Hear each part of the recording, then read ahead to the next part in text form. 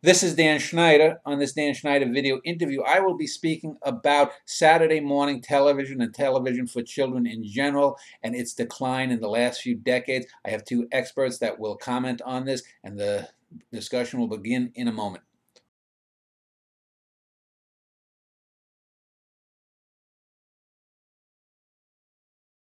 The rise and fall of Saturday morning television, especially for children, is the topic of discussion today. I have two experts who have written on this.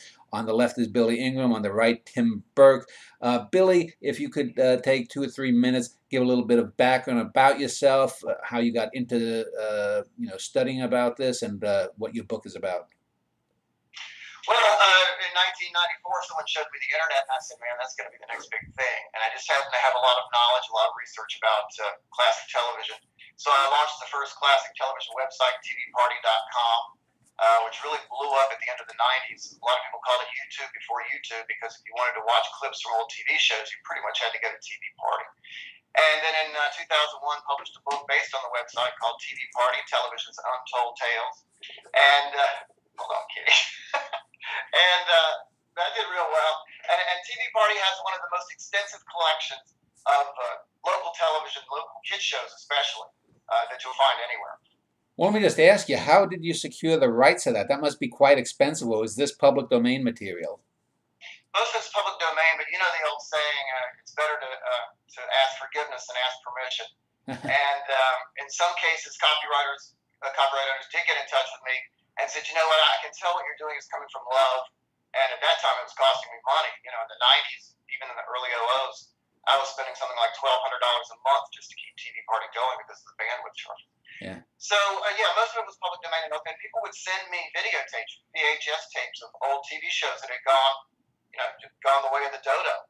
And I would create the files for those and put those on the internet. So that's how it happened. Well, thank you. Tim, if you could tell a little bit about yourself and the book that you've written.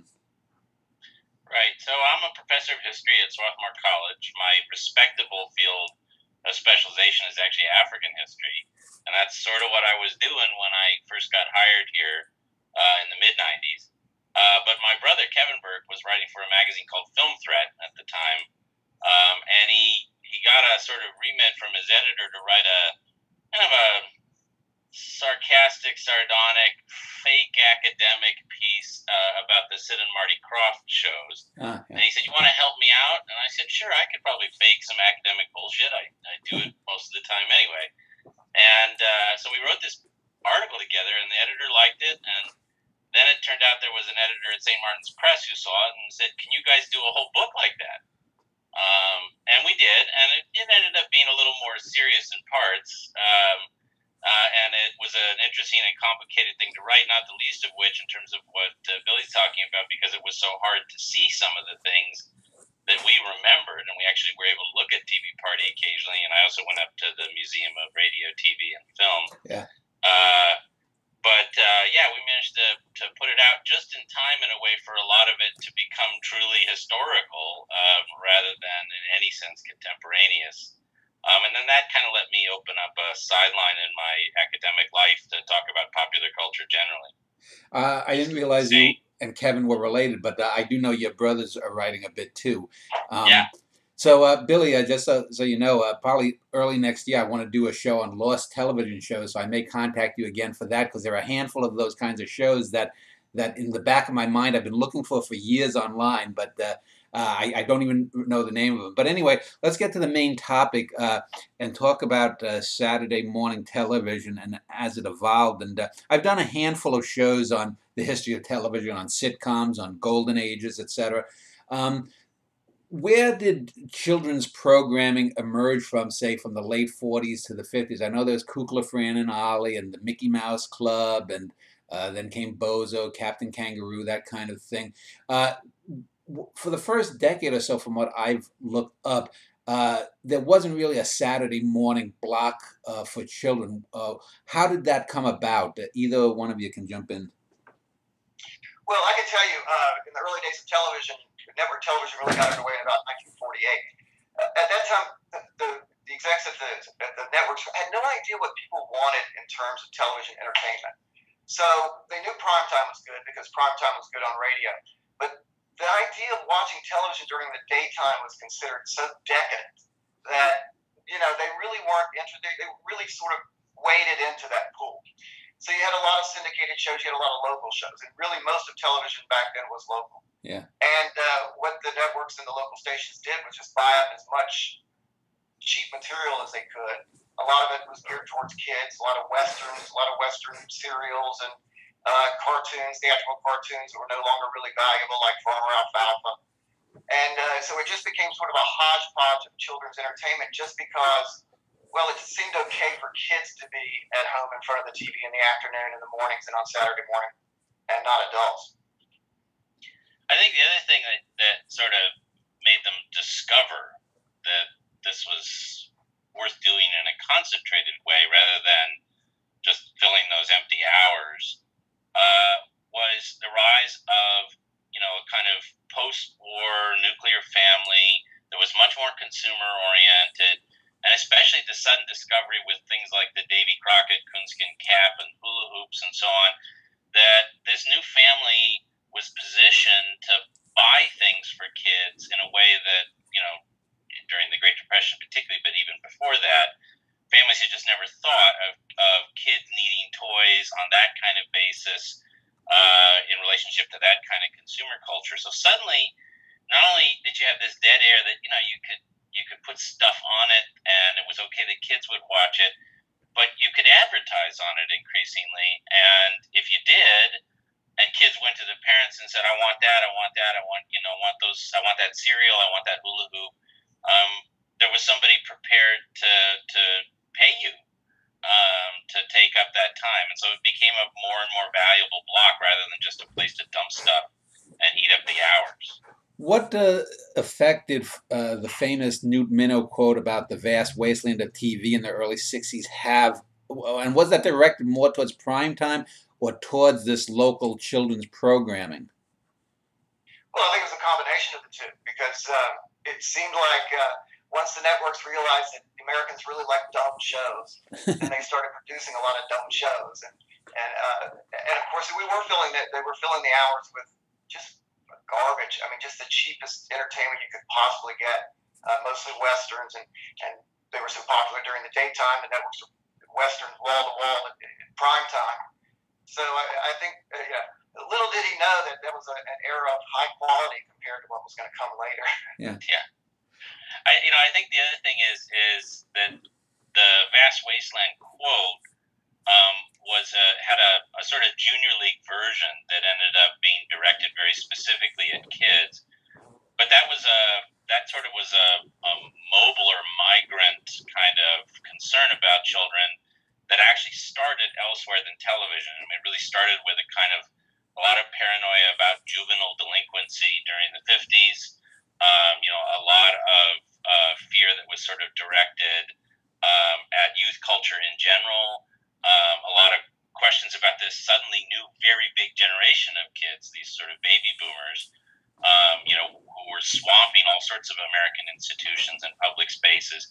So the fear was generated elsewhere. It was about comic books, or it was about guys wearing leather jackets in the movies, and then suddenly, this notion that television was this space that was in the intimate places of the household just allowed that whole discourse to kind of punch through and pour right into worries about television. And Minow's quote was one of the ways that punching through happened. Yeah, I know the comics code was, I was going to get to that, but around 1960, a few years before, a few years after, there was an odd moment where a lot of cartoons started appearing on prime time. And I'm thinking of the Hanna-Barbera stuff, the Flintstones and the Jetsons, but also Bullwinkle came on, and that was a terrific show. Speaking of, I mean, that went against the grain of dumbed down, that with literary references and whatnot. But was it around that time, too, that I think the Flintstones and Jetsons, after a year or two on primetime, then went to Saturday morning stuff.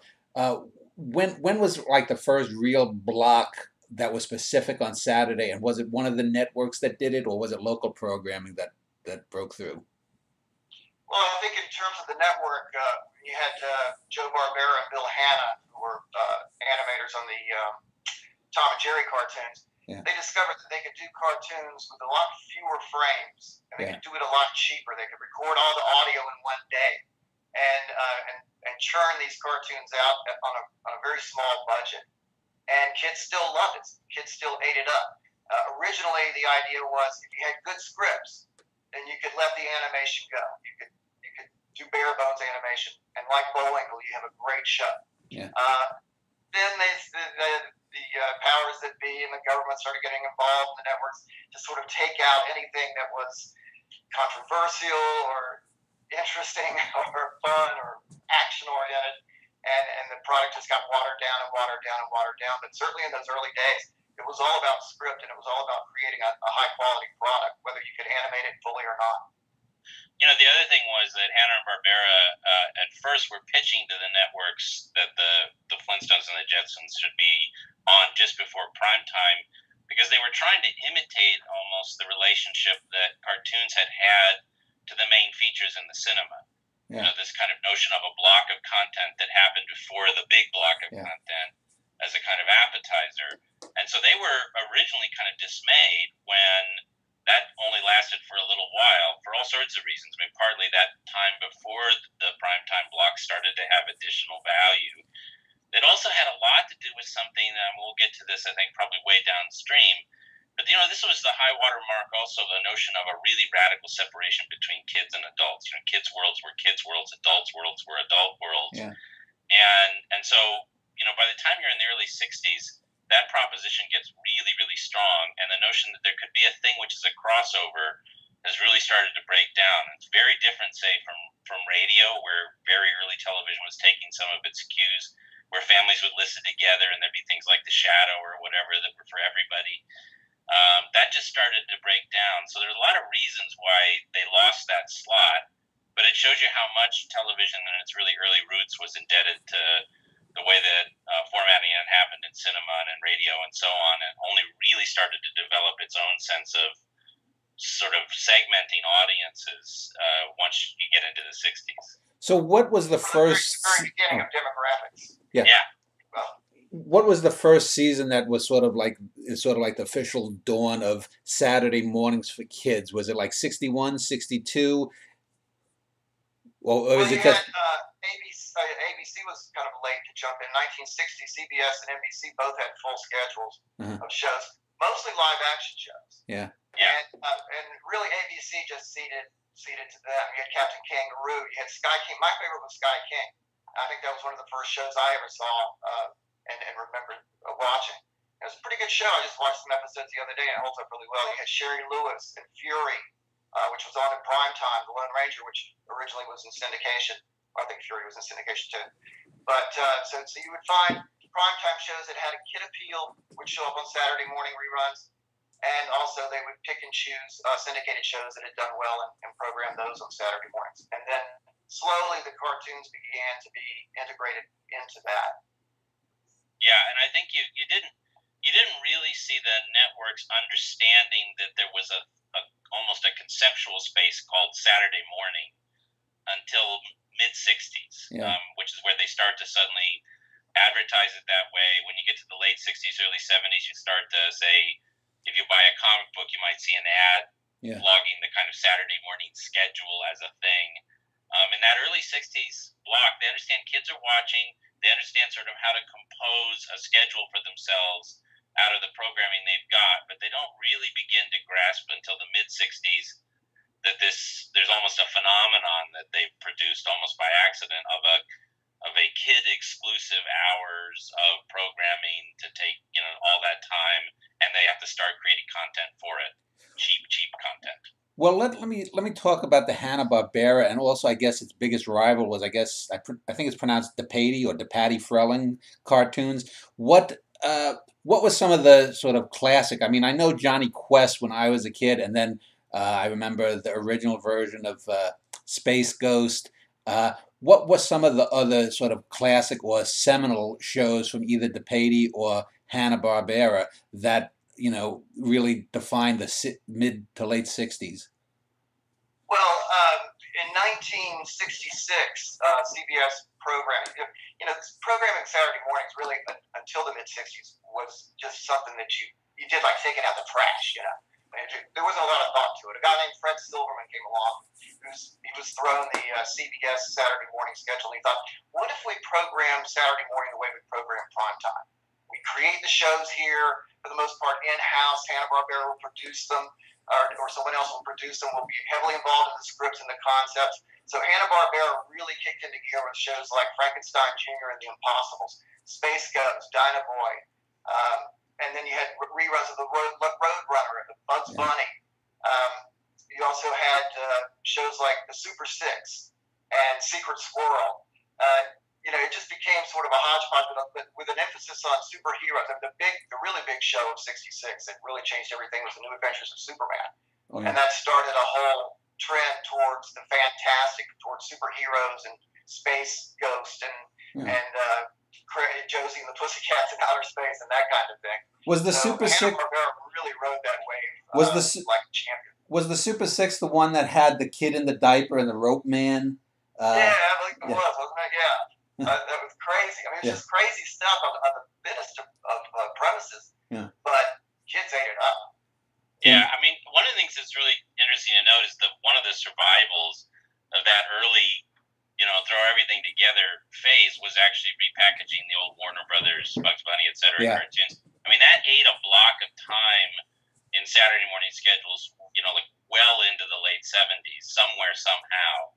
And so, I mean, Hanna-Barbera always had a set of things that they did as content that were more or less their sort of really, really pale, watered-down imitations of those, the Huckleberry Hounds, the Yogi Bears, the, sort of funny animal stuff. And then they had the fantastic stuff, the superheroes, you had things like Johnny Quest that were sort of more imitating the Steve Canyon kind of thriller stuff. And that, it was those things that not only flourished, but those were the things that the first groups of parental advocates went after as posing an issue. I mean, the Huckleberry Hound kind of register always flew under the radar and rarely caused the same kinds of problems or drew the same kind of attention. In the mid-'60s, too, you had, I guess maybe it was the late 60s, 67, 60. I remember the Banana Splits came along, and then you had, I guess, the Sid and Marty Krofft era, which lasted maybe 10 or 12 years until about 1980, and you had I think H.R. Pufnstuf was the first one, and then you had Lidsville, and there was one with Jim Nabors and Ruth Buzzy in the mid 70s. Talk a bit, because you had mentioned some starting out before cartoons took over, having live shows. What brought about the late 60s, this sort of psychedelic stuff? Because the Banana Splits were real wacky, and they did have some cartoons, and then you had H.R. Pufnstuf with many of its supposed drug illusions. Talk about the rise of the Krofft brothers. Well, animation, even as cheaply as they were producing, was still getting much more and more expensive. You also had a time problem. Animation takes a long time to produce. The networks usually don't make up their mind until June, when the shows are going to be in September, which doesn't give the animators much time to do anything. They got to write it fast. They got to produce it fast. It started to look really cheap. But Laugh-In proved that you could shoot a live-action TV show, shoot all the segments that you need for an entire season with these characters in this background, shoot everything you need the next day with these characters. You spend a week in production. You've got all your video. You've got all your audio. Now you put it together. You edit it really quickly. And you could produce a live-action show actually cheaper than an animated show and draw huge numbers. I think Sigmund and the Sea Monster was Croft's first one. It was a massive hit. And then H.R. Pufnstuf just blew the lid off Saturday morning, which led to Lidsville. And they're really entertaining shows. They're really, really good shows. And I think that's what carried the day, is that the casting was just perfect. The writing was spot on. The characters just crazy and goofy enough. They look like animated characters, come to life. So they just hit upon a formula that worked. Sometimes you don't know what it is. You're capturing lightning in a bottle, and all of a sudden it's yours. I mean, you can see with Banana Splits how that was a slightly different setup. I mean, and in a way, what it was really was closer to that era of just, making up whatever the hell you can, because it was a lot of cutaways to segments. I mean, the banana splits were essentially hosts, and they were a lot more like what you could actually find off on UHF channels. Yeah. You know, things that kind of continue to exist all through this same era. Often on Sunday morning, you know, so Sunday morning you'd have some church-related programs and some other things, but there'd be, I mean, in LA there was a show called Dusty's Treehouse that was the same kind of anthology program. Bob McAllister did this thing called Wonderama. Yeah. The Banana Splits was sort of almost in that same kind of eco niche. The Cross were doing something else. I mean, they were pulling forward, I think, sort of some of the broadness and slapstick of a lot of vaudeville. They were combining it with a kind of psychedelic visual component, but they were also making use of a lot of kind of contract actors, people that were associated with networks, you know, that they could kind of pull in. So they did a really interesting kind of shtick, and it was popular. If nothing else, I think, not just because animation had its expenses and its production cycle, but because kids got a little bored, I think, at times, frankly, with nothing but cartoons. And so here was this live action thing. It had a slightly different feel to it. It kept some kids stuck to the TV for the whole of the Saturday morning time. Well, to me, growing up, the high point of the Croft shows, and the Croft shows used, like I mentioned, Neighbors and Buzzy. I think there was one that had Larry Storch and Forrest Tucker from F Troop, and I remember watching that because my dad and I loved F Troop in reruns when I was growing up. And there were a number of like B or C level celebrities that were in these live shows. But to me, the absolute highlight was Land of the Lost because it was literate. It was a going back in time with different dimensions, and they actually had things that, in terms of modern physics, is true. I remember one episode where I think Will and Holly are looking at a cliff, and they have a telescope, and they can see their backs because it's a circular universe that they live in. And some of the things about the Slee Stacks was very interesting in terms of the culture of the time. Would you agree that that was the best of the Croft Brothers shows because of that? I certainly would, yeah. Because what you had were really, really good writers, David Jarrell being one, D.C. Fontana both from Star Trek. Yeah. So they were smart enough to bring over science fiction writers to write for Saturday morning. And, you know, most of it shot against the blue screen. It's incredibly cheap looking, and yet it works. The thing about the Crofts, what they really did well, was they embraced their limitations. They realized what their limitations were, and they wrote to those limitations. They didn't try to be more visually than they could be. Yeah. And in that sense, it was really, really interesting. And again, it was going back to the original animated shows. It came down to the script. You know, we want to present a good script and have good, strong entertainment. And if we do that, we think kids will tune in, and they did. Yeah, I mean, it really was that writing. That writing let kids who were watching carefully sort of, I think, appreciate that there was some world building going on that probably, frankly, the Crofts themselves didn't fully understand they had allowed writers to do.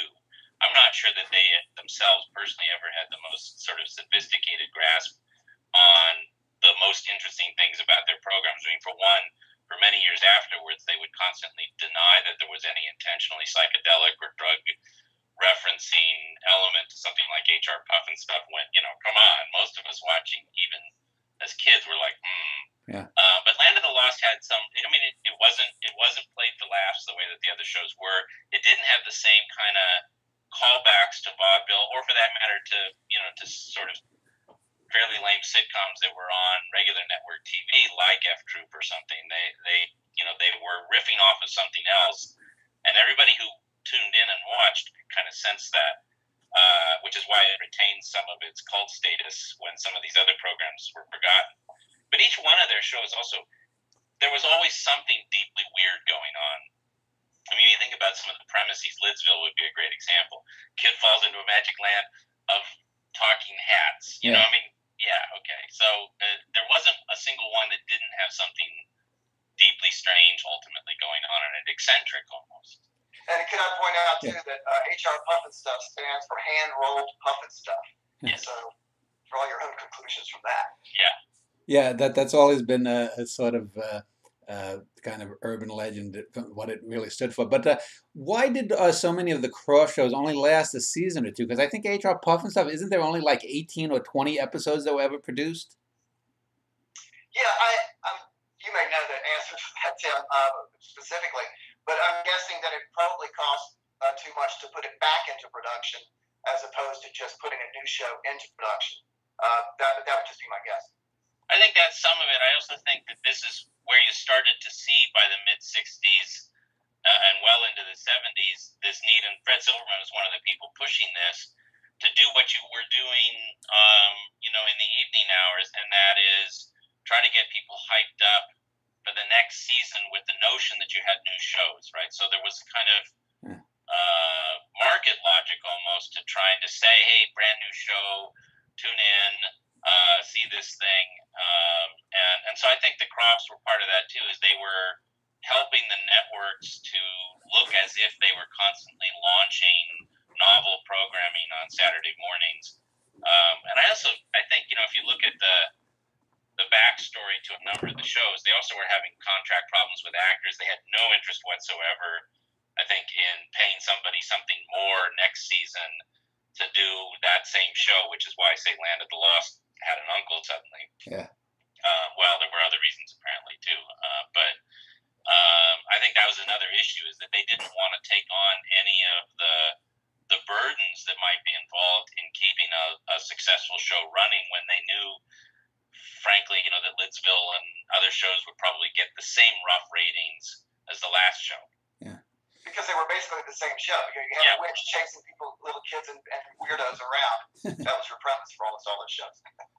It seems to me that the Crofts ran out of steam in the late 70s, and probably the Jump the Shark show was, I think, called the Crofts Super Show, where they had future television director Michael Lembeck and a few other people dress up as Captain Cool and the Kongs doing some kind of a show. And it was just sort of a hodgepodge where they mixed something from the old shows and whatnot.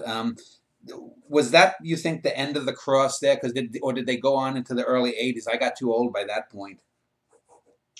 Well, Tim will know better than me, but yeah, I think inevitably your style as a studio goes out of style, and when you're in that position, you don't really know what to do, and you start stabbing out here and there and trying different things, and most oftentimes it doesn't work, and you realize that your day has come and passed. Yeah, I think, in a way, if you look at the moment when they are starting to lose that steam and lose that kind of sense of what to push out, it's actually the moment at which, in a way, Saturday morning in general is kind of undergoing a sort of period of serious entropy, where Hanna-Barbera is sort of just churning out roughly the same thing and losing some energy, where Filmation is losing. So you can really sense suddenly that nobody has anything new particularly to offer, and the networks are willing to pay less for it, and Standard and Practices is a much more kind of heavy presence with a bigger footprint, and including a financial footprint in the production of this stuff. But I think in particular they had such a relatively narrow range that when people got tired of the stuff, they got tired of it.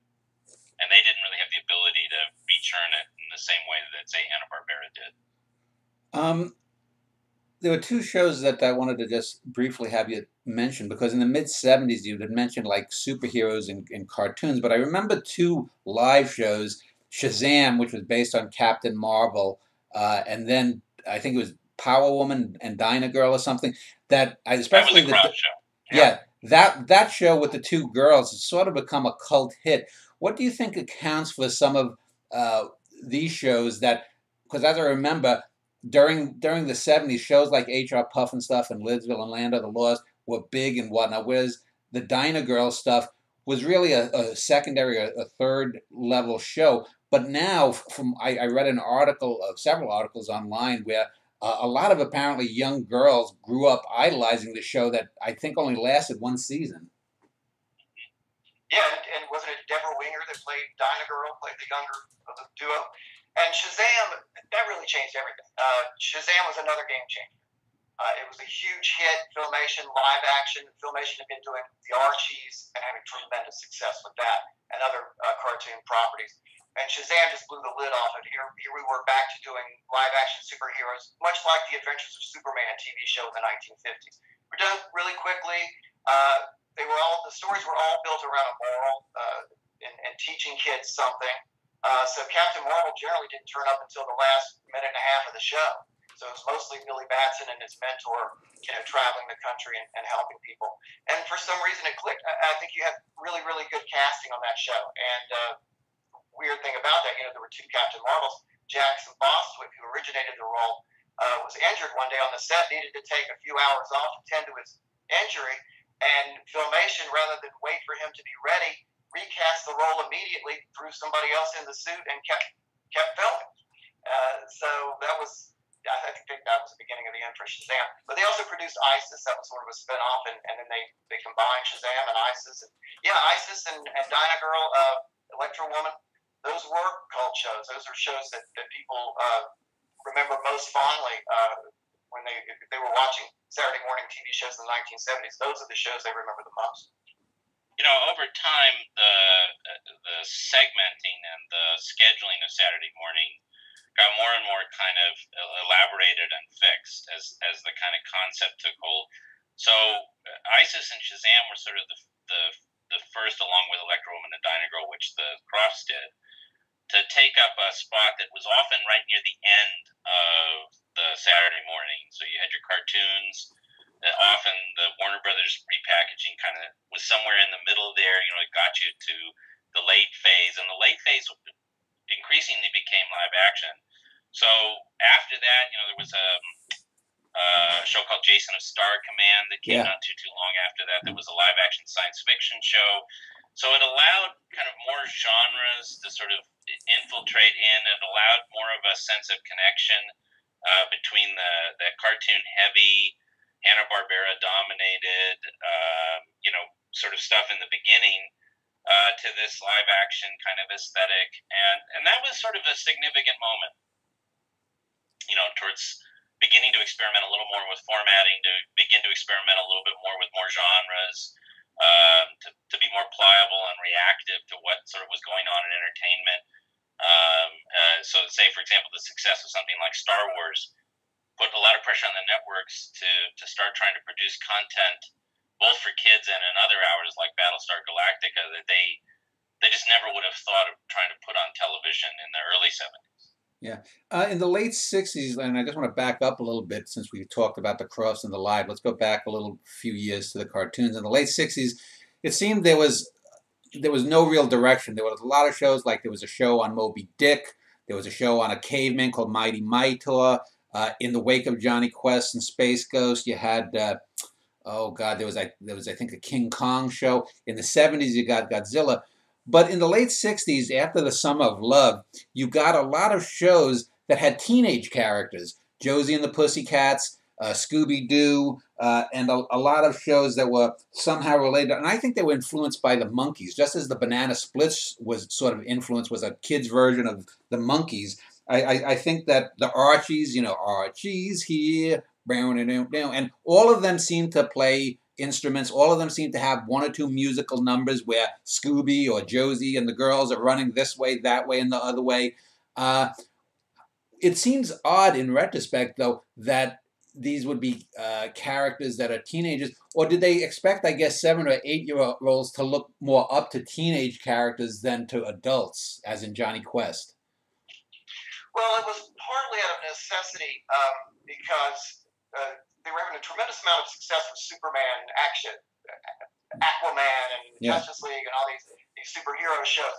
But Peggy Charon from the Action for Children's Television group was complaining about the violence on television. And people were starting to look, Batman punched the Joker. What if your kid punches somebody's kid? So we have to take the punching out. We have to take the action out. We have to take the suspense out. So Filmation came around and said, okay, well, our comic book stuff is doing great. Let's try Archie. And it was a massive hit. Again, a game changer. It's producing #1 singles on the pop charts. Yeah. I mean, it just blew the doors off of everything. And so suddenly now everything was animated teenagers. You might be the Hardy Boys who play in a band during the day and solve mysteries. Right. Just like Scooby-Doo. Scooby-Doo, again, came along at the same time that Archie did. and so you had all the little teenagers solving mysteries. You had teenagers, but yeah, the Monkees when it started in reruns on Saturday morning after it ended its primetime run was a big hit for I believe it was ABC, and that caused the networks to look at it. Oh no, CBS. I'm sorry. Caused the networks to look at their schedules and say, well, this works. The Monkees works in live action. Let's take that same formula and let's animate it. And let's have 2 songs a half hour and see what happens. What happens? What was the Archies? And I think there were 2, 3, 4 top 10 hits just off that animated Saturday morning TV show. I mean, you got to remember, this is one of the things that is now hard to remember because of some really big changes that have taken place in our culture about how kids and parents watch together, have their culture intermingled.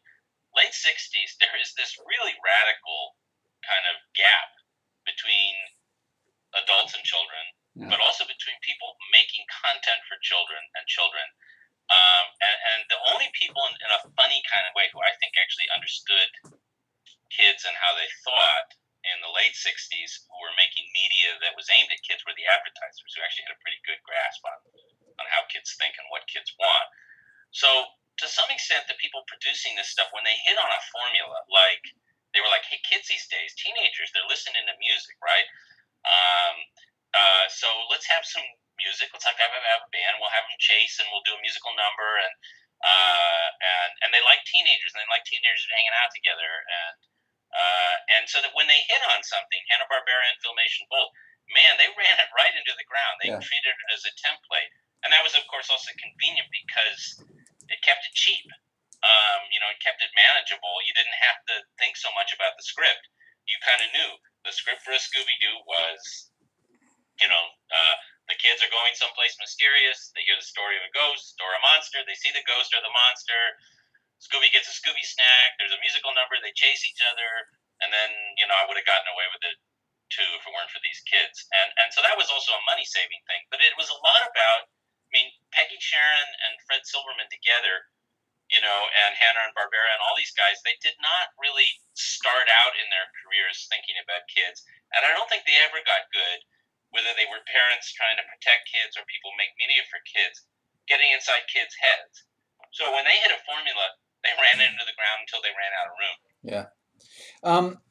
Let me just ask, though, why do you think of all of those teen-based cartoons in the late 60s to maybe late 70s, why do you think the only one that survived was Scooby-Doo? Because when I look at it, I don't think it's any qualitatively better than Josie and the Pussycats or the Hardy Boys or the Archies, but they seem like relics, where Scooby-Doo still seems to, at least on the Cartoon Network, I think they still produce every so often, every few years, they produce a new run of cartoons. What do you think the Scooby-Doo formula set it apart, or is it just fluke that one show had to be the thing that stuck? Well, it was the original, and so everything else was based on Scooby-Doo. Yeah. So really, in a sense, all those other shows were sort of a watered-down Scooby-Doo, and they played like it, too. There is something charming about the original kids and the character designs and the voices and the scripts, as repetitive as they were.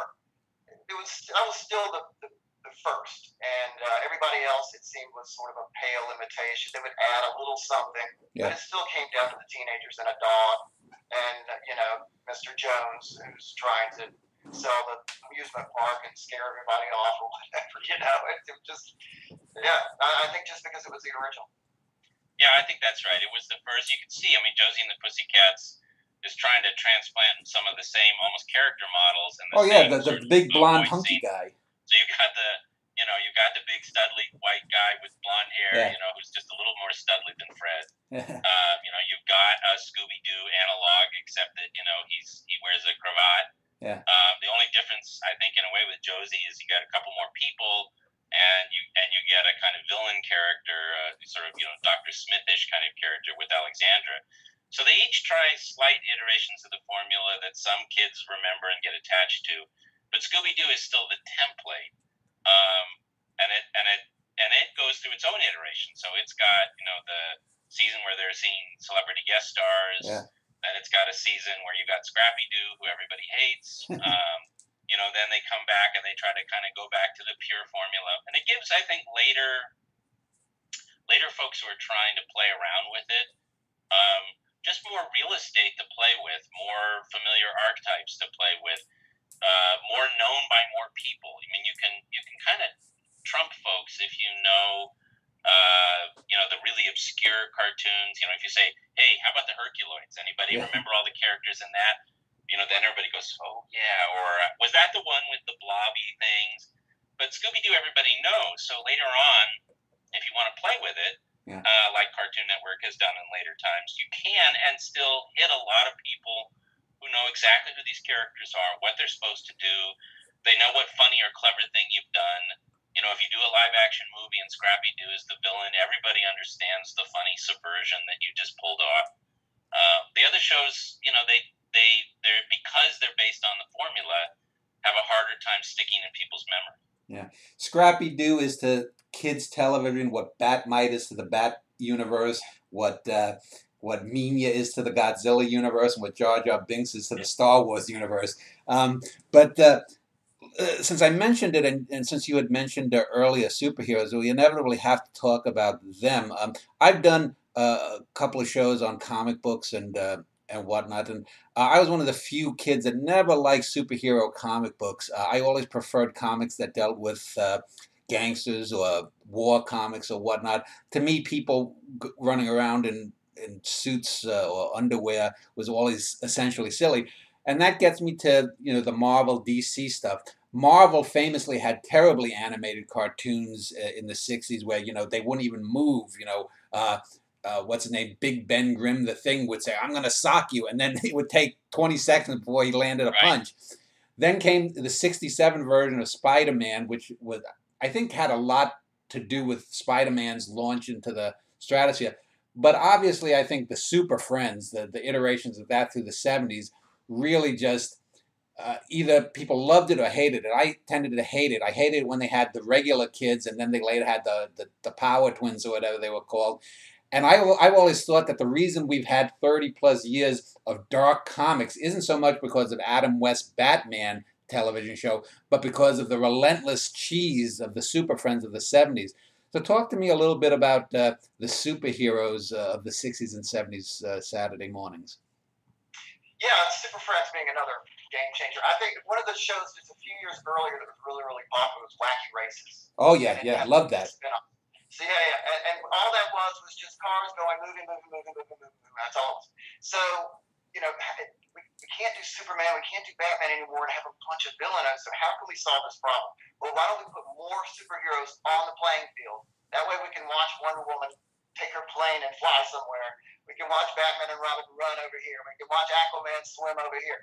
And so you sort of really had a sort of a race format with the superheroes. And, if you break it right down, they really didn't accomplish very much. But they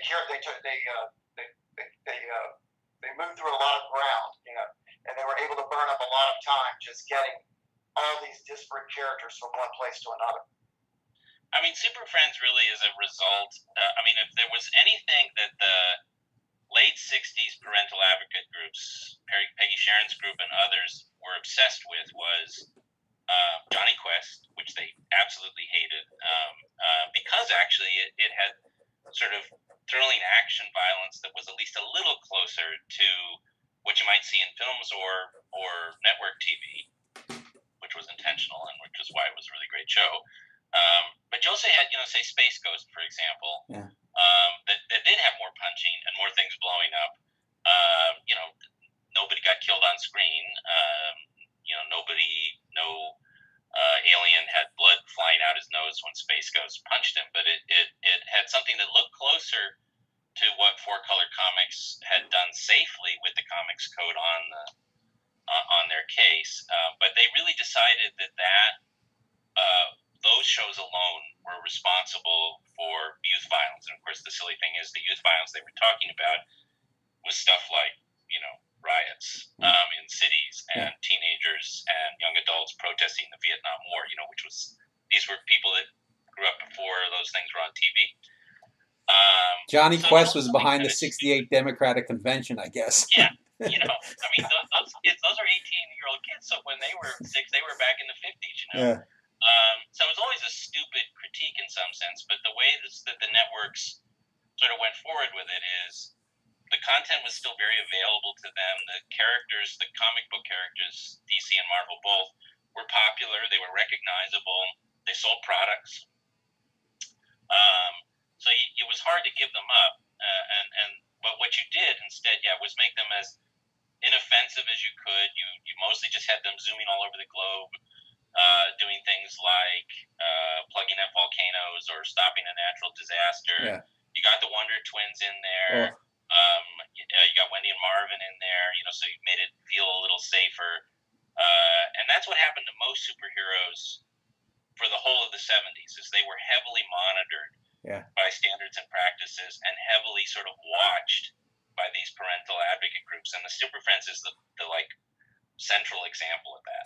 And the ironic thing is, not that Johnny Quest was necessarily a marvel of tolerance in its day. I mean, but Johnny did have his little Indian sidekick. And when they would go to India or Burma or Colombia or the Antarctic or whatever, you might meet some characters that were Eskimos or whatnot, and they might look a little bit stereotyped, but they acted normally. When you got to the Super Friends, the sort of what I would call liberal bigotry. I mean, you had the superhero who was a Native American, How, and he calls forth his ancestors, and then there's the Asian superhero, and then there's the black superhero that always has the word black in his name. It's Black Mantho, it's Black Power Man, or Black, and they would just so cheesy in that at the end. There would be some start where they think that the minority superhero was an enemy, and then at the end, Superman would have, "I'm glad, Mr. Indian Power Man, that we're friends because it teaches us to be open-minded." And it was so heavy-handed. Well, no, and in fact, that by the late 70s, you really see this segmenting of delivery of morals. Shazam, we mentioned already, had this, and increasingly, a lot of those moral lessons were dictated by psychologists, child psychologists, who were actually on kind of retainer with standards and practices, so that the content producers sort of lost the ability even to decide what the moral was that they were going to have to fit in at the end of the show. And the message that started to kind of come out as the main one that they wanted to approve was basically always cooperate. Like always work together with people, and increasingly even things as simple as look both ways crossing the road or whatever would have some standards and practices note on it, like, well, are you sure you would want to encourage children to cross roads? It got pretty absurd by the late 70s, which led, I think, a lot of the networks to say, look, this is becoming too big of a hassle. Yeah. And keep in mind also that Johnny Quest was such a standard bearer because it was produced for prime time. Yeah. So you had a much higher budget, much higher animation budget. You also had visual geniuses like Alex Toth and Doug Wildley, who were designing the show and storyboarding the show. You had top flight writers. It only lasted one season in prime time, but back then a season was 32 episodes. So you had plenty of, that was like 2 seasons for a Saturday morning show. And kids didn't get tired of watching it because it was so dense. There was so much to it. There was so much to see. There was so much to the storyline. You could watch the Johnny Quest episode twice and see something different you didn't see the first time, and that certainly wasn't true of Super Friends. Yeah. I mean, that was the same thing, roughly speaking, with the Warner Brothers cartoons that had been repackaged, as the animation quality was so much higher. Yeah. There was so much more going on, visually, but also in terms of scripting, that kind of kids didn't get tired of those because they rewarded rewatching. Whereas, if you'd seen one Huckleberry Hound, you'd kind of seen them all. Yeah. I want to end this first segment at the end of the 70s talking about some of the better things that were on, and I'll do that in a moment. But I do want to talk about some of the voice actors who everyone in the 60s and 70s knew. People like Dawes Butler or June Foray. You mentioned the Wacky Races, and there was a couple of shows that had that dog that always went had that like weird laugh, and the Dick Dastardly and various versions. Foray, most famously, I guess, was Rocket J. Squirrel, Rocky the Squirrel, and she did voices for countless other stuff. These kinds of voice actors, who, other than the two I mentioned, are there any others that stand out in your mind other than Butler and Foray? Casey Kasem. Casey Kasem, yeah. Sure. And what was his first name. I can't remember his first name right now. And then you had Bill Scott was doing a lot of voices too for Bullwinkle and all this. Yeah, and those voices became familiar, and those voice characterizations got recycled from show to show to show. So you had that sniveling dog in different shows. It was the same snibble, but it was a different dog. Yeah. And the voice actors themselves were stars. You became as a kid very comfortable watching shows who had the voices that you recognized from shows that you enjoyed 3, 4, 5 years ago. And as they started to retire and fade away, and new actors got into the field, Jonathan Harris, for one, right? Casey Kasem, and as new actors came in, I don't think that they were Casey was, but as beloved as some of the cartoon voices that have been around since the 1940s.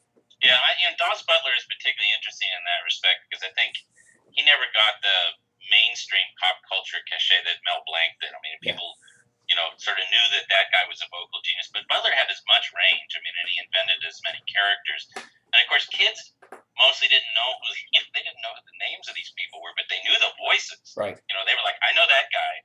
That guy does a lot of cartoons. I like that guy's voice. So yeah, it was kind of an interesting thing. As kids had these very stable relationships with a set of voice actors who had a pretty wide range of vocal creativity.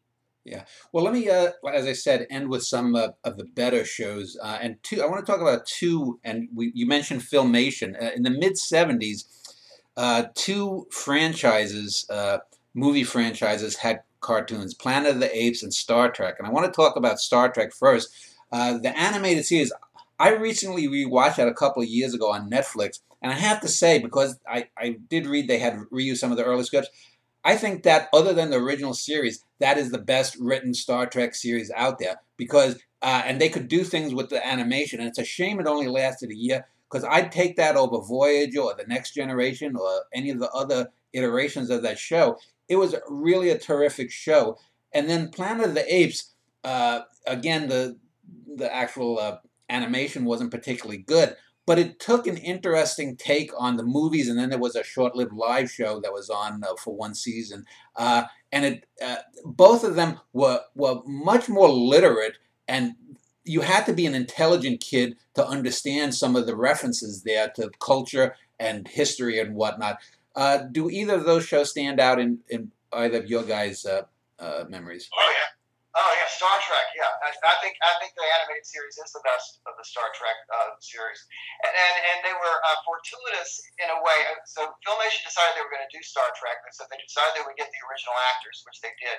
Well, there was a writer's strike in prime time that fall, and writers could not write for prime time, but they could write for Saturday morning, which was almost absurd to even think about.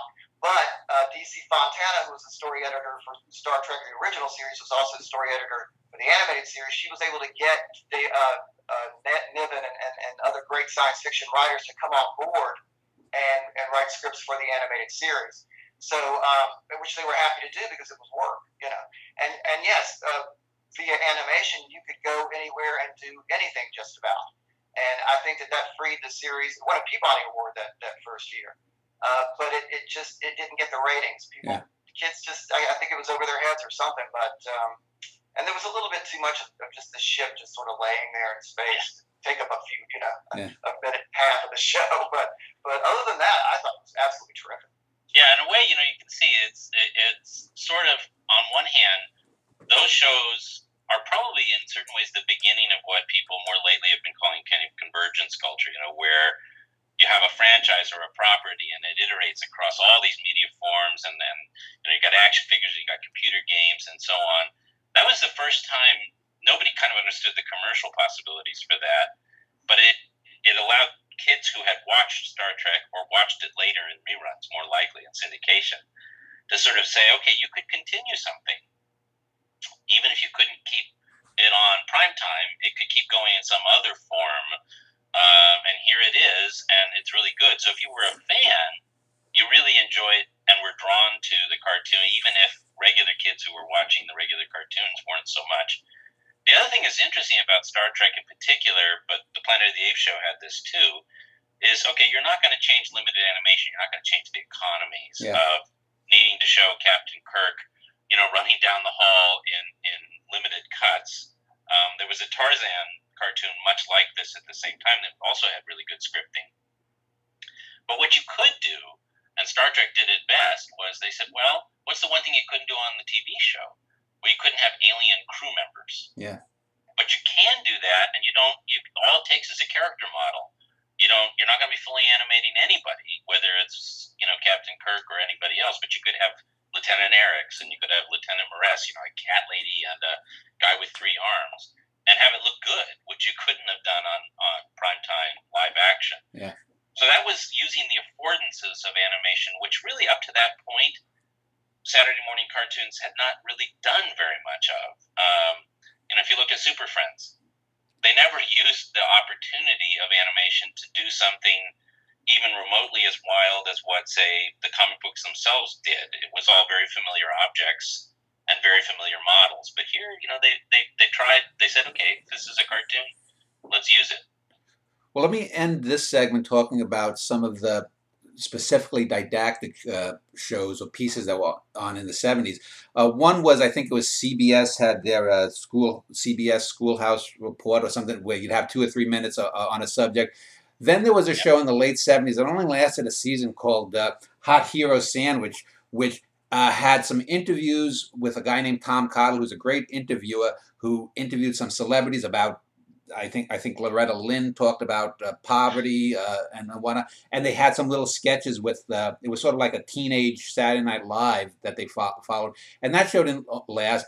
But the real Everest, I think, of the whole 40 or so years of Saturday morning, the thing that was great pop-up and great didactic art were the Schoolhouse Rock episodes. Those 3-minute episodes, I mean, I still know the preamble to the Constitution, "We the people." I can recite it because I know it from the song. Out of maybe 40 episodes they did, there's only maybe 4 or 5 mediocrities. All of them were catchy. The animation was limited, but it was appropriate to it. The songs were hook-worthy, and they could have been top 40 hits in that era.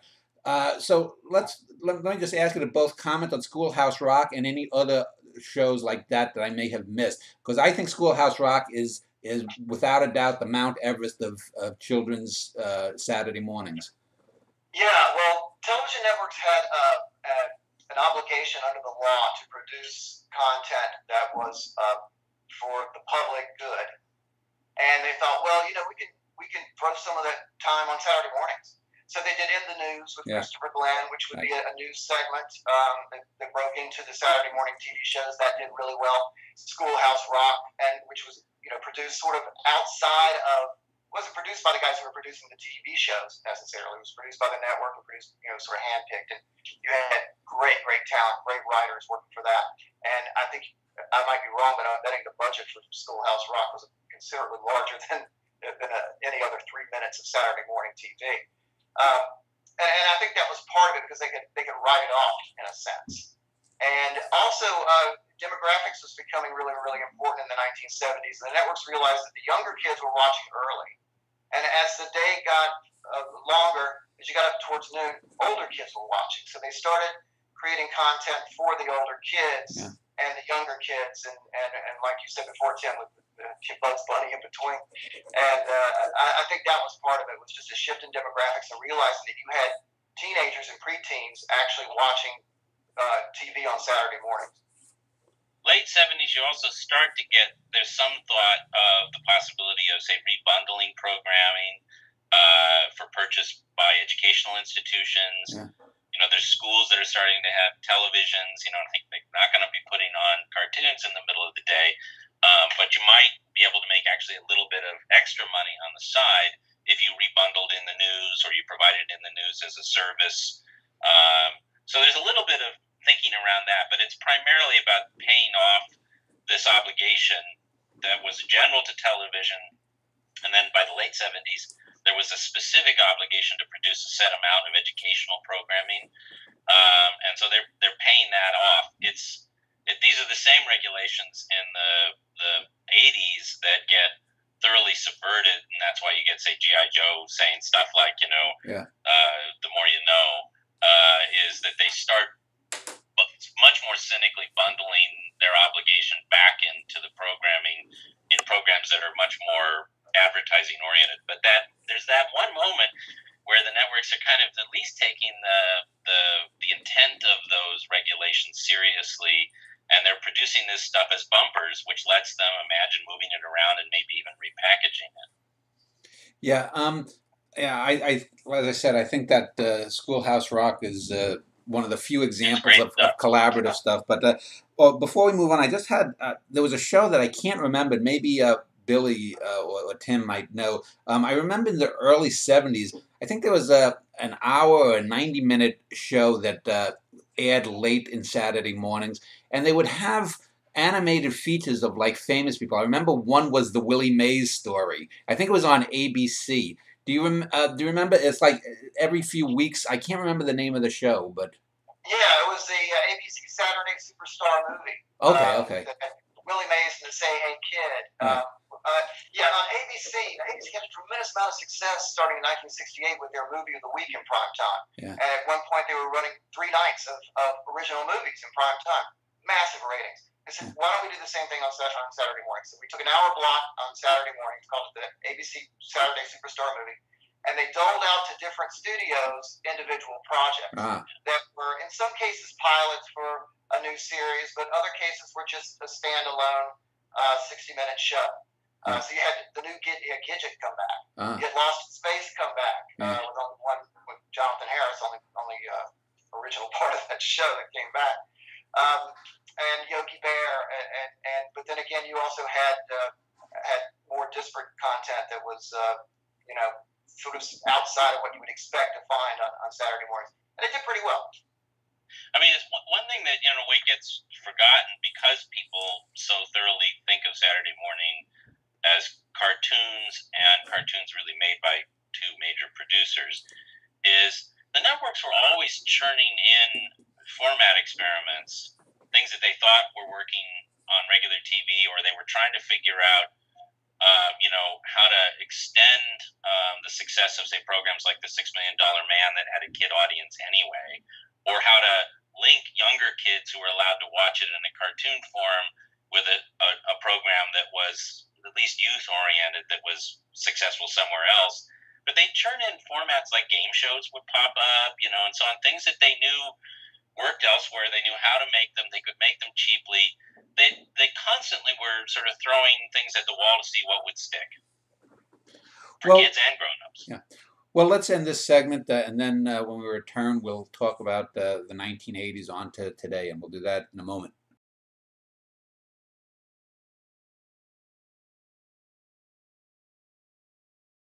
I'm speaking with Tim Burke and Billy Ingram about the history of Saturday morning television. And we've gotten to about 1980, and you had mentioned Fred Supertrain Silverman earlier, and it seems to me that 1980 seems to be a turning point. And looking back, with the election of Reagan, and I've talked with many people about a lot of the other arts like music and writing and film, the 80s ended in the new Hollywood for film directors, but it also seemed to me that cartoons got more cynical. I know that not on Saturday morning, but like during the weeks, you'd had things like Thundercats and He-Man and She-Ra, and G.I. Joe, which were basically half-hour commercials for the toys that were producing them came on. And that seemed to take over in the 1980s. I don't know if the Smurfs started out as a toy that was that became a cartoon or vice versa. But it seemed to me that they were more cynical. I mean, whatever you want to say about Josie and the Pussycats or the Kroft brothers, they seemed to actually put the shows first and then the marketing second. It seemed to reverse itself in the 1980s. Maybe, Billy, if you want to start off talking about what precipitated that trend. Cable TV? Cable TV came about, so people now had more choices than just the 3 networks. And television started eating its own tail. And the networks had to adhere to a certain set of rules that syndicated shows didn't have to. And so you had toy companies like Hasbro actually creating a toy line and then creating a cartoon that they would basically give away to any television station that wanted it in exchange for their commercial time and being able to sell all those products. And so that was really the big sea change in that. And again, back to Peggy Cherin, one of the things about local television is there were always local TV hosts who would have a show in the mornings, maybe for an hour, and they would show cartoons. And Peggy Sheeran basically got all of those local shows wiped out in right around 1977 because she said it's not fair to have these hosts hawking, milk or something like that because they have too much influence on the kids. So what was that replaced with? Strawberry Shortcake, G.I. Joe, all of these toy-based cartoons. So it had the unintended effect of actually polluting children's television rather than taking it to the next level. Yeah, I mean that's really fundamentally it this is the point where the networks themselves start to say, well, Saturday morning is more of a pain in the ass than it's worth. We have to do all of this regulatory stuff. We've got, we've had to embed, these people from these advocacy groups inside our production apparatus. We can't, do anything with it. Not that they were necessarily saw this as the place where their great kind of creative energies would be vested anyway. And of course, if you think about network television, this is super trained, right? This is an era when network TV itself is not overwhelmingly full of the richest quality it ever has had. But they just see all this money being made in this very, very cynical way by programs that are being just absolutely churned out according to a template. They're the same damn episode every single time, more or less. And they begin to wonder, why should they bother? And they're also freaking out about cable anyway, as it's sort of fundamental challenges to their revenue model. Well, what degree of culpability do you think that the government played in it? I remember as a child growing up, you had mentioned prime time, and I do remember that 7:30 to 8 p.m. in the East Coast, where I grew up, had been considered prime time until about the early 70s.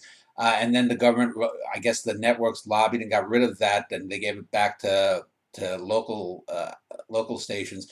Do you think the government fell down by allowing all of these Hasbro and other toy makers to basically have infomercials for their products? Schoolhouse Rock hung around until I guess the mid '80s or whatnot. But do you think that the government played a part in the decline? Well, I think what happened was they were blindsided. These productions for syndicated shows just came out of nowhere. And they didn't have to apply to the government for any sort of dispensation because it wasn't on Saturday morning necessarily. And it wasn't being broadcast by a network. It was individual stations who decided they would pick up this content and air it. So the government really didn't have much of a way. I think it just flew under their radar until it was too late, and then there was just nothing they could do about it. I mean, and that was a kind of license that cable used in general to kind of punch through a lot of the spaces that had been heavily watched and regulated. I think I also remember the Reagan administration, more or less sort of across its entire range of executive authority, send out the message that heavy regulatory approaches were no longer favored. So, and the FCC was no different in that respect. So you have to, if you were in the new regime, you already knew that if you took something back to your high-level political bosses and said, I really want to crush this new thing, or I want to have new regulations, that probably wasn't going to fly real well. And the cable guys and the syndicators knew that. They knew that they also had a longer leash, even if somebody sort of turned around and paid attention to what they were doing. I also think it was that in one sense there was more money than ever in selling toys to kids, outside of the sort of area of television. But you also had you had a whole new world in a way around childhood where parents were a little more weary, a little less interested in constantly monitoring what their kids were up to, a little more cynical almost in a sense about the commercialization of childhood. I think the parent advocates groups sort of played a role too, though, because they had so determinedly denied the networks the opportunity to create anything with real vision that was genuinely entertaining. They had so thoroughly stomped out any possible sources of errant creativity in the media that was being made for kids under heavy regulation that, when, say, He-Man comes along and it's a completely formulaic, same show every time thing, that's something that they had already aesthetically done to Kidbit. It wasn't that different. And also, it was the beginning of the phenomenon of both parents in the workplace. So the parents didn't have the time to monitor everything the kids were watching. They were just glad while they're making dinner after a long day at work that they're sitting down in front of the TV and being quiet and not really aware of what the messages that were going into their tiny little brains. Well, and that's the thing, is that the stuff that was being made for kids at that point was so utterly without interest to adults. That sitting down and watching with your kids would have been an enormous chore because it was such bad stuff being made so cheaply and so cynically and so boringly. So that everybody had kind of come to accept that that's what Kidbit was for. Yeah, it was for keeping your kids busy while you were, unwinding a little. On Saturday morning, it was keeping your kids busy while maybe you had, the only married sex you were going to have that week. That was its function, was a babysitter. Yeah. We talked about the 1970s and how sometimes I mentioned Star Trek and Planet of the Apes, and I know the two Sherwood Schwartz shows, Brady Bunch and Gilligan's Island, had their animated versions. The 80s seemed to recycle a lot of things too, and you talk about the sort of deadness of animation, especially there. What effect, if any, did the hit film, the Roger Rabbit film, have? Because that seemed to be a keystone in animation history, in that we were getting all of this Filmation and DePatie and the Hanna-Barbera stuff for 20 plus years, even if they were well scripted. But then along comes Roger Rabbit, and I guess technically, did the quality of animation improve? Because I know we got Batman Beyond, and you had the little junior versions of the Warner Brothers characters that came along in the 90s. Did Roger Rabbit have an effect, and how did that, if it did, how did the 90s differ from the 80s?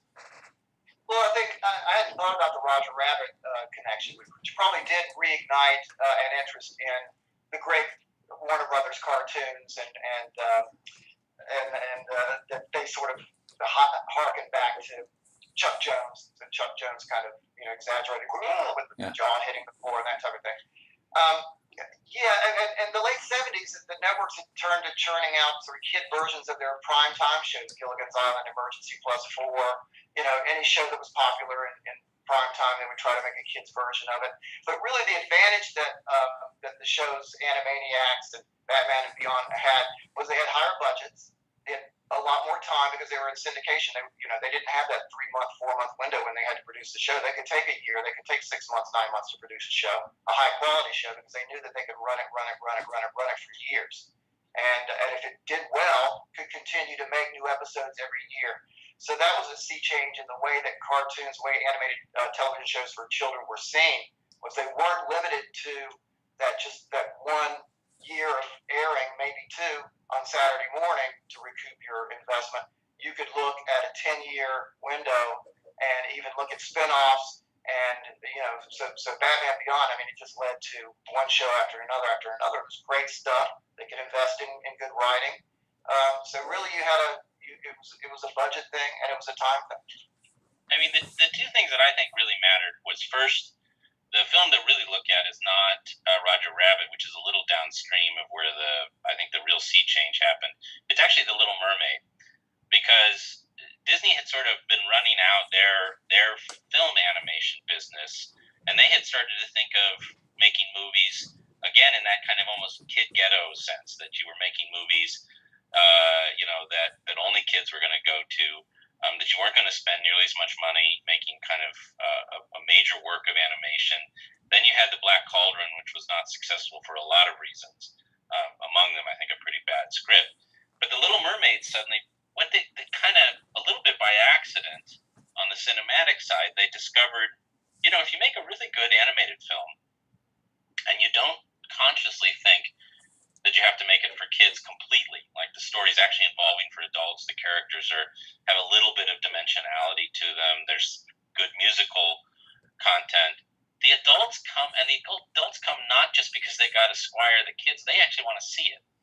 And so they did gangbuster business with that, because suddenly they had a convergent audience. They weren't just kids here, adults in there, they were together. And that, of course, in a way was just riffing off of what had happened with things like Star Wars, right? Is there had been big crossover audiences in other genres and other kinds of film, but it came back to animation with that. The second thing was, in a way, it was mutually assured destruction between the parental groups, the networks, and cable, left a kind of, some open spaces in the armor for free running to happen with KidVid on TV. And the two big free runners were this Mighty Mouse show that was done, and the other was Pee-wee's Playhouse. So you had kind of revival of a live action genre, and on the other hand, kind of crazy Warner Brothers anarchic. Oh my God, did they just get away with that? I mean, that really fed later on into Ren and Stimpy. And those two kind of shows sort of suddenly showed, hey, wait a minute, this is a relatively unprotected space, and there's a new audience out there that's ready to watch stuff and not worry so much is this for kids or is this for us? And you can make huge money off of those audiences, not just selling hula hoops or toys, but because they actually want to watch the program itself. And that's where everything changed. Yeah, and with Pee-wee's Playhouse, the networks discovered something that they hadn't realized. First, VCRs had come into play. Yeah. So you had a lot of people like myself who would set their VCRs for 11:30 or 11 so I could watch Mighty Mouse and Pee-wee's Playhouse.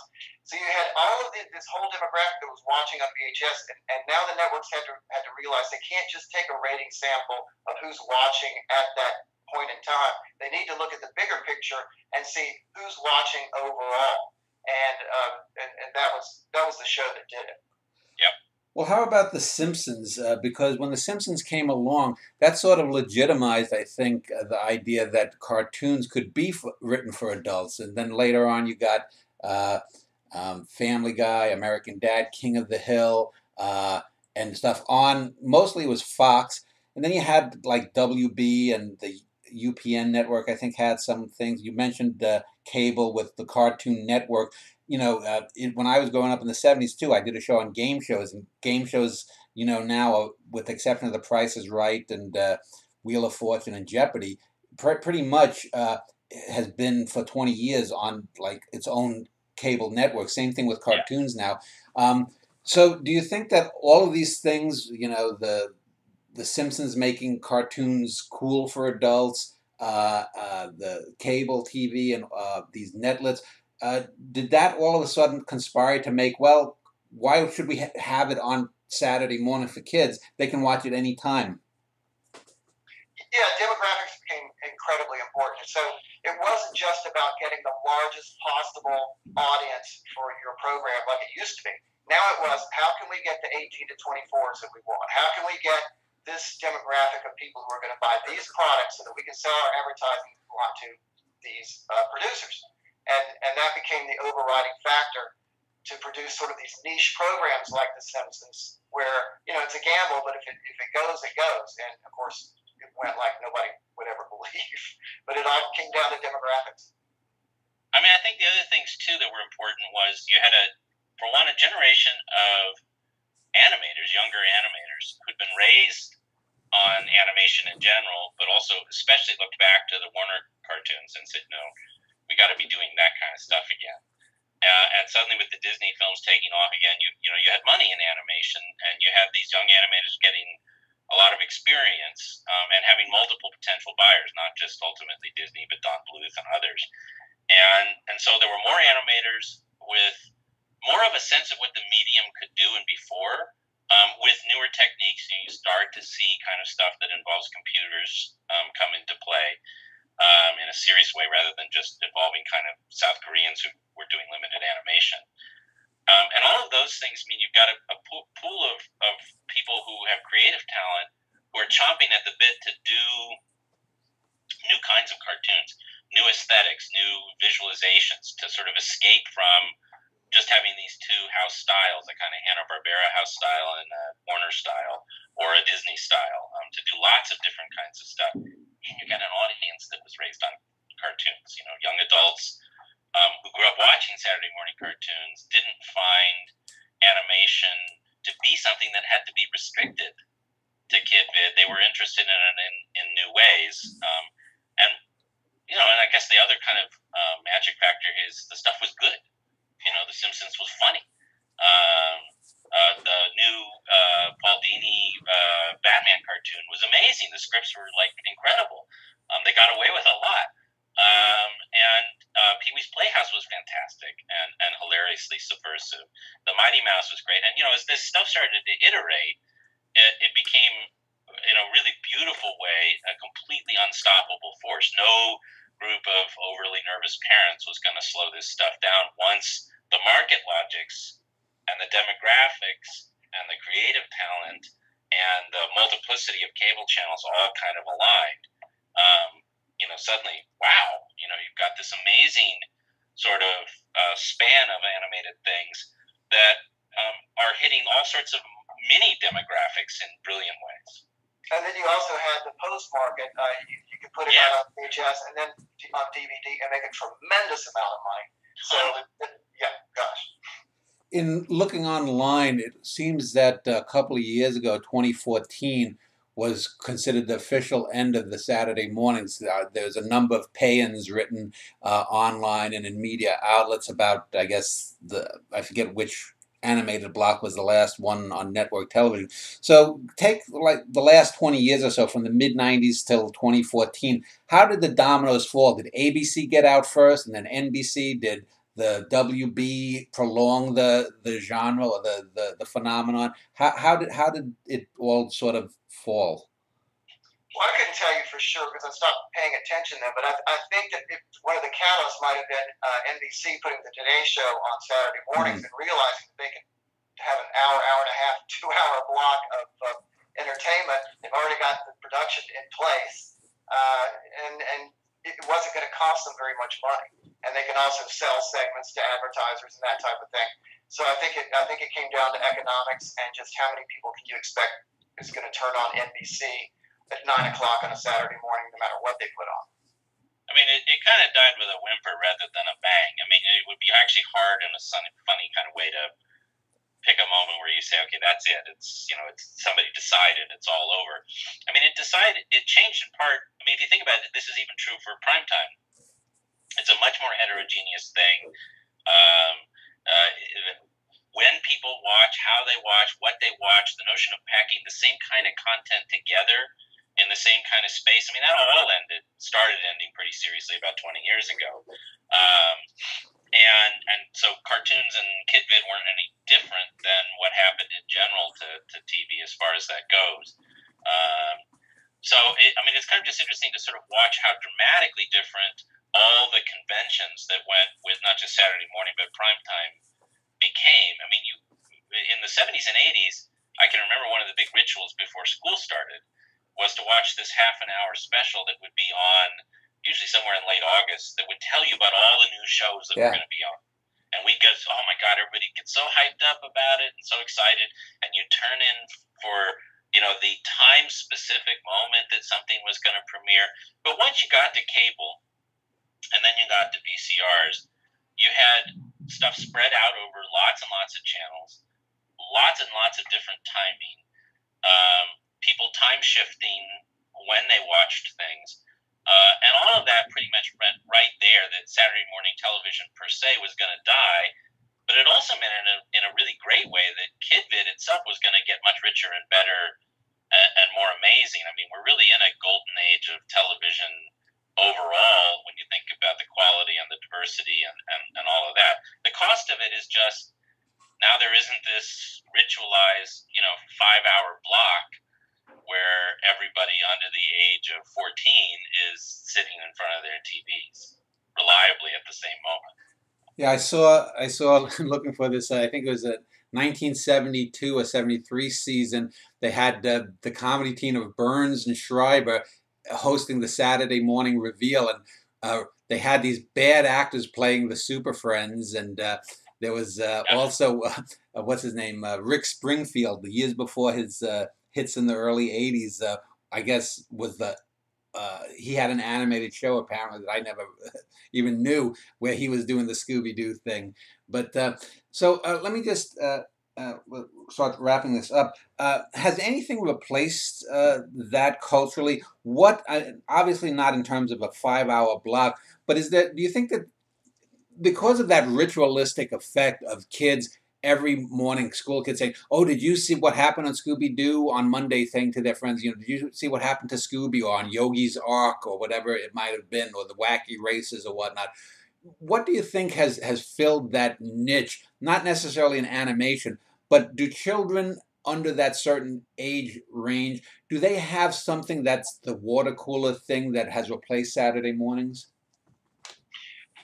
I don't know. I don't have kids, but I mean, when the Rugrats was really popular, I'm sure that was sort of the second. See, back in the early days of the networks, you'd have a show like The Adventures of Superman or Archie that would capture 60% of all the kids that were watching animated shows. So you had that homogenization of kids who were all watching the same thing at the same time, and now it's all split off. But I suspect that most 6-year-olds are probably watching this show, and most 8-year-olds are probably watching this one. I think that's probably still the case, but they've got so much more to choose from besides just having what they have at home that they can just plug into the machine. Yet you won't see that kind of thing happen again. There's a book called Bowling Alone that came out a while back that was sort of bemoaning the loss of an older civic America where everybody participated in the Kiwanis Club and the Rotary Club, and everybody went bowling together. And one of the weird, interesting little arguments embedded in it is that the author kind of says, well, this was about the fact that people learned to live with neighbors that they hadn't chosen. That neighborhoods were mixed up. They had a wider range of economic class and types of folks in them. And folks worked out kind of ways to spend time with neighbors that they hadn't chosen to be with. And, the argument is aimed at sort of mourning the loss of that art. The notion is we now live typically much more with people just like us, same income bracket, same interests, same preferences in restaurants, and we don't mix up as much. And I get that argument, and you could sort of see Saturday morning in ritual terms as being just the same kind of thing. E.g., everybody watched the same stuff. Most of it was crap, but because we all watched it at the same time, it gave us a common experience. I can talk about, say, the Funky Phantom with somebody of my age, and it's utter crap. I mean, it's like warmed over Scooby-Doo-ish stuff, but people will know what I'm talking about, and there's a kind of comfort in that. But on the same token, what we don't want to forget is an environment that has lots of really good stuff and lots of choice and lots of customization to the needs of audiences is on the whole a much better thing than whatever sort of forced closeness and communalism you get by compelling people to have nothing to choose besides crap. And one of the upshots of that is if you talk to kids now, there will be things that they all know. I mean, shows, books, movies, things on the internet. And it's kind of nicer in some ways because the things they all know are things they've chosen to know. They wanted to know them. The steering currents that brought them to them were not, this is all the networks have, so you're going to watch it. So I think that's actually a better situation, even if I get the nostalgia for, that sort of sense of, well, it was 9 o'clock and so we were all watching the Funky Phantom. Well, let's end this segment. In the closing segment, I'll give you chances to wrap up your views on the phenomenon as a whole. And also, I'll ask you to pick out some of the highlights from that era. And we'll do that in a moment.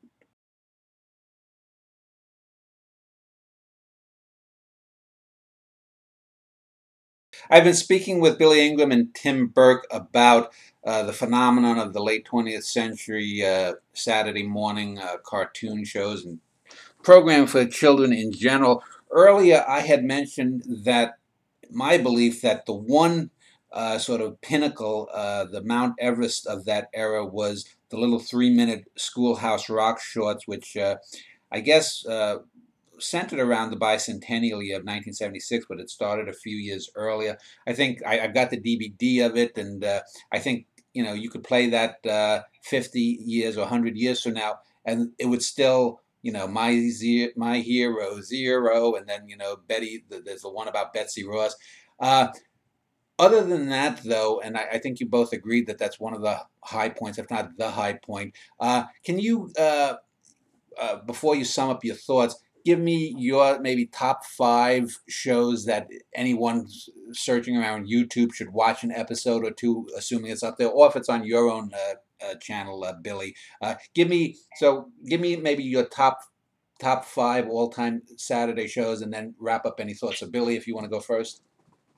All right, I'll give you what we didn't discuss in the 1950s called Winky Dink and You. It was hosted by Jack Barry. It's considered the first interactive television show. Did you say Jack Barry, the guy who was in the Scandal, the quiz show Scandal? Joker. Ah. So the idea of the show was this little cartoon character, Winky Dink, would be in trouble. Yeah. He needs to get across the chasm. It needs a bridge. So the kids put a screen on your TV set and draw a bridge for Winky Dink to get over. And right. And then Winky Dink would cross over. That was a really popular show, but unfortunately, that when you were a kid, what did your parents tell you? Don't sit away from the television set. This required you to get your eyes right up into the TV, So that was a bad idea. And I think we talked about Star Trek. I think if you watch an episode of the animated Star Trek, I think you'll be very, very pleased. I think you'll be very happy. This was a primetime show, the Alvin Show. Which is Alvin and the Chipmunks, which are just horrible, wretched creatures today. But in their first iteration, they were actually a really clever thing. Bullwinkle. You can watch any episode of Bullwinkle or Rocky. You're gonna get top entertainment. Those are the shows that I think of the most. I think that hold up and stand the test of time. Yeah, the fractured fairy tales section of Bullwinkle was also one of my favorites. And do you have any? Do you have any closing thoughts, though, on the whole phenomenon? Well, it was a great time to live, because I'm a visual artist. I wasn't started out a visual artist. Alex Toth, one of my favorite comic book artists, he was also designing a great number of those Hanna-Barbera characters in the 60s and 1970s. And so that was one of the things that I appreciated, was to look at his kooky spaceship designs and his weirdo alien creatures. That was a high point for me. Tim, what are your handful of high points and any closing thoughts on the phenomenon that has now passed? Yeah, so I mean, I think you almost have to decide, what are you looking for, right? Are you either trying to find out, like, oh my God, how much time did people waste on really bad stuff? And there's plenty of that. I've exposed my daughter occasionally to some of it, and she just sort of shakes her head and says, what on earth was going on with all you guys? You can almost pick any funny animal Hanna-Barbera show of its era. You could pick something like Wacky Races, which has this incredibly formulaic, recycled element to it. If I was picking things that I liked, I think that I would say to somebody, you want to go back and excavate this, because this is really still worth seeing. The Jay Ward shows, so Rocky and Bullwinkle, Mr. Peabody, all of those are still not only really great, but any attempts in more recent years to revive them, let's just say, A, don't see them, and B, you won't understand the charm of the originals from those. Maybe I think another thing in a way is I feel sad about is I do feel like current kids are not watching the old Warner cartoons as much, because we had them as this sort of safe island. So those aren't really Saturday morning produced, but they were sort of Saturday morning circulated, and every kid today should be seeing some of the old ones. Again, not the later attempts to revive. I also like the Alex Toth design shows. So Space Ghost, the Herculoids, that sort of set of shows to me are really great to look at visually, even when the plotting is not altogether that engaging. But they're also kind of interesting because they often implied situations for their characters. Say the Herculoids was a family that had these fantastic friends that they worked out with, that you could potentially today, if you were writing fan fiction or trying to think about recreating them, see them as interesting platforms. I mean, that there were things that could have happened in those shows in a in a slightly richer, better, more open creative setting. Thundar the Barbarian's another one I like a lot. That's a little bit later, but has a very similar feel and has some of the same visual designs behind it. I think later on, people have got to see Pee-wee's Playhouse if they haven't seen it. They do need to see the Bakshi and Kricfalusi Mighty Mouse, which has some amazing anarchic, how did they get away with that moments in it. In some ways, I still think it's better than Ren and Stimpy, which really only had about, to my mind, 3 or 4 truly great episodes where there was a more consistent quality. There's an adventure show called Pirates of Dark Water that I would sort of recommend as a late Saturday morning native product that seems like a good bridging show to the better quality stuff that appears in the 90s. Those are the things I would look at and say, yeah, see those for quality reasons. Okay. Well, I want to thank both Billy and Tim for their insights. I will link to their websites, tvparty.com for Billy and the webpage for Tim at his university. I'll link to below here. You had mentioned Bullwinkle, Tim, and the interesting thing, even when you watch those stuff from the late 50s or 60s, when they made a cultural reference to something that a kid today would have no idea about, let's say like Wally Cox or Mr. Peepers or something, the kids today are smart enough to know that they're poking fun at something that has gone by, and they get the humor of the character in the situation. And they, in later iterations, they never got that. They never, and it all comes down to the writing ability, I think. But anyway, again, I want to thank the two of you. Tomorrow I will be interviewing actress Mira Furlan, who was from Babylon 5 and played Delenn. So that should be interesting too. So again, thanks Tim and Billy and for your insights. Enjoyed it. Thanks. Thanks. Good to see you.